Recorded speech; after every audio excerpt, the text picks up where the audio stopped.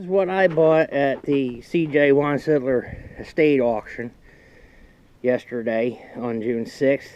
Brought it back here. It's a new Idea 256 sickle bar mower, 7-foot bar. This thing had been sitting unsold on the used lot out there for years. Now, Charlie Wansidler died, I think it's about 10 years ago. And this stuff's been sitting around out there since then, and they liquidated the contents of the building finally, and whatever was left out on the lot. So I picked this mower up for 60 bucks, and I think I can get it running again here. I've already gotten this apart here, and as you can see, the drive moves here. Seems to be okay, so I don't really think I have to do much to that other than give it a good lube. Now the knife is stuck in there, and somebody tried to get it loose once. They broke the end off of it, so I'm going to have to get a new knife back for it and put new sections in there, reuse the head because there's nothing wrong with the head. The safety latch here, when they moved it for the sale, this piece here got caught by the forks on the forklift and they broke it off. It's supposed to be welded in there, so I have to fix that. That's no big deal. The safety bar was laying in the ground. That's all stuck fast, so I have to get that loose. Needs a new spring. But that's not a hard thing to do. What I'm worried about here is, you can see here this PTO shaft, how corroded that is.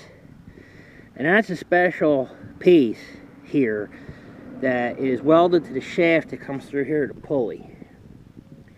And this needs to be replaced. There's not enough left of it here. It's very corroded.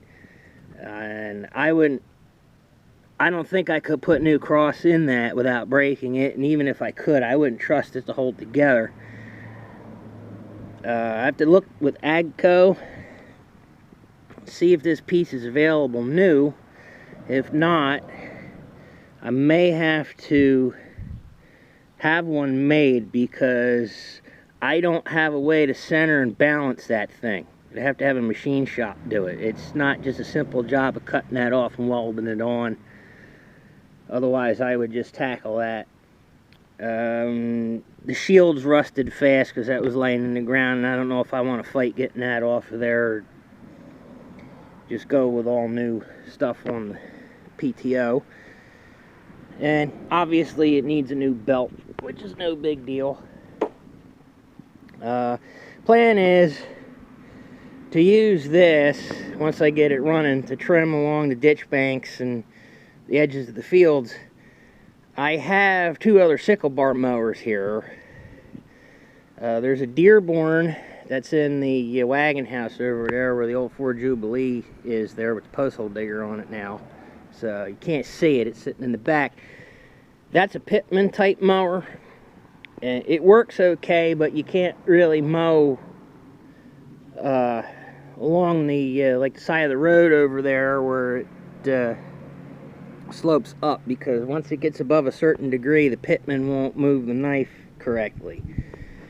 And that's also not a straight 3-point hitch mower. You have to put special brackets on the 3-point lift arms on the tractor to lengthen the lift travel. And there's a rod that has to be attached underneath the tractor on the axle bracket, and hooking that thing up, taking it off by yourself can be a real pain. So the idea is to get this running to replace that mower. Now there's also a Massey Ferguson Dynabalance mower that my grandfather had in the shed. The problem with that mower is there's a broken part on it that is made out of unobtainium. It's no longer available for Massey Ferguson. And I have not been able to locate another one, and it's something that I can't really fabricate, and to pay somebody to fabricate might not be feasible. And the other problem with that mower, even when it is working, I mean, it's a good mower, but the Massey Dynabalance finger guards and knife sections are peculiar to that mower. They're available, but they're hard to get and they're expensive. They cost like $14 a piece, where for this mower they're like $6 a piece. So, you know, when you're mowing fence lines, you break some of these because you hit stumps and you hit rocks and things like that. So I would rather be using a mower like this. So I'm going to keep tabs on this project and getting this thing running. So thanks for watching.